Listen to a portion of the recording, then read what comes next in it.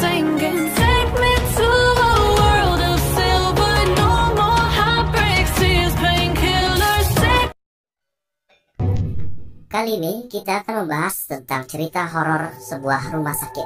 Wah, apa yang ada di benak kalian jika kalian dengar sebuah cerita horor dari sebuah rumah sakit? Pasti sangat mengerikan, bukan? Karena di rumah sakit banyak hal-hal mistis yang dapat kita temukan. Apalagi rumah sakit itu jika sudah berusia sangat tua. Kali ini saya akan membahas tentang rumah sakit Desa Nasional Dr. Cipto Mangunkusumo atau RSCM. RSCM atau Rumah Sakit Cipto Mangunkusumo adalah sebuah rumah sakit pemerintah yang terletak di Jakarta Pusat. Selain jadi rumah sakit, RSCM juga berfungsi sebagai rumah sakit pendidikan. Salah satunya adalah Fakultas Kedokteran Universitas Indonesia. Nama rumah sakit ini diambil dari nama Dr. Cipto Mangunkusumo, seorang tokoh perjuangan Indonesia pada saat masa kolonial.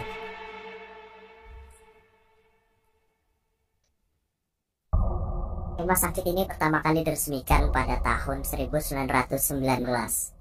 Tidak salah lagi jika rumah sakit ini mendapat cerita horor di dalamnya.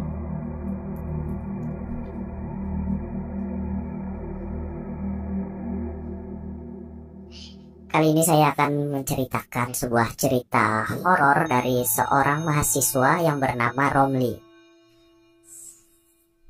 Pada suatu malam, ia tengah berjalan pulang menuju rumahnya. Namun di tengah perjalanan, ia melihat segerombolan orang tengah berkumpul di pinggir jalan. Ia pun lantas menghampiri gerombolan tersebut. Jadi si Romli ini lagi berjalan pulang ke rumahnya. Terus dia melihat orang bergerombol di pinggir jalan. Nah, ternyata orang-orang di sana berkumpul lantaran tengah membantu seorang korban kecelakaan. Romli pun lantas menyadari bahwa korban tersebut adalah teman sekampusnya, dan bergegas ia menolong temannya tersebut dan membawanya ke rumah sakit terdekat dengan bantuan warga sekitar. Jadi si Romli setelah ia melihat korban kecelakaan, ternyata itu adalah teman sekampusnya. Lantas ia langsung membawa temannya itu ke rumah sakit terdekat.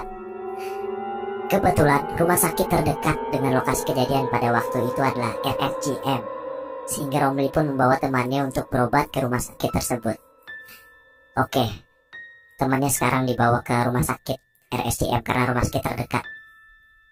Sesampainya di rumah sakit, teman Romli langsung mendapatkan perawatan intensif. Romli pun mencoba untuk menghubungi kedua orang tua temannya. Namun, ternyata kedua orang tua temannya itu tengah berada di luar kota dan baru bisa tiba di rumah sakit pada esok pagi. Wah, jadi ceritanya dia membawa seorang teman satu kampusnya ternyata yang mengalami kecelakaan tersebut ke rumah sakit, dan orang tua dari temannya tersebut lagi berada di luar kota. Romli pun dimintai tolong oleh kedua orang tua temannya agar menjaga temannya itu hingga esok pagi tiba. Setelah mengiyakan, Romli kemudian meminta izin kepada kedua orang tuanya untuk dapat menemani temannya yang tengah terbaring lemas. Setelah itu, ia pun pergi menuju ruang di mana temannya tengah mendapatkan perawatan. Oke, jadi temannya sedang dirawat.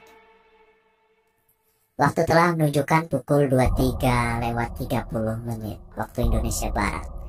Jadi pukul 11:30 malam. Suasana rumah sakit pun begitu sepi. Romli yang sedari tadi berusaha untuk tidur tetap saja terjaga lantaran masih syok dengan kejadian yang dialami oleh temannya. Akhirnya, ia pun memutuskan untuk membeli segelas kopi guna menghilangkan rasa bosan menunggu katuk yang tak kunjung tiba. Oke, jam 11:30 malam di rumah sakit sendirian menemani seseorang yang terbaring lemas akibat dari kecelakaan. Oke, gua gak bisa bayangin nih gimana kalau kalian bayangin kalian seorang diri di rumah sakit jam 11:30 malam menunggu seorang korban kecelakaan yang terbaring lemas, dan kalian gak ada satupun teman di situ. Oke, kita lanjut. Ia kemudian bertanya lokasi kantin kepada seorang perawat yang kebetulan ditemui di salah satu lorong RSCM. Namun, alih-alih mendapat petunjuk, Romli malah bingung karena penjelasan dari perawat yang sedikit tidak jelas.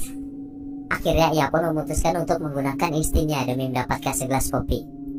Oh, Jadi di sini dia bertanya pada seorang perawat tentang letak dari kantin di rumah sakit tersebut. Tetapi perawat itu malah menjawab dengan kalimat yang tidak jelas. Oke, ini udah mulai ada horor-horornya gitu ya. Akhirnya ia pun gunakan instingnya untuk mencari kantin tersebut. Oke, next. Nah, ketika tengah berjalan-jalan di lorong yang gelap, ia mencium aroma obat-obatan yang sangat menyengat. Selang beberapa menit, ia pun mendengar suara aneh, seperti orang yang tengah berbisik. Suara tersebut terdengar berasal dari lorong yang ada di depannya. Karena penasaran, ia pun mendekati sumber suara. Oh tidak. Jadi ia mendengar suara-suara seperti orang berbisik gitu guys. Oke, next. Anehnya, ketika Romli memasuki bangsal di mana sumber suara tersebut berasal, suara aneh tersebut tiba-tiba menghilang. Romli pun melihat sekelilingnya yang tampak sangat berantakan. Kemudian pandangan Romli diarahkan ke sebuah meja yang terletak di sudut ruangan.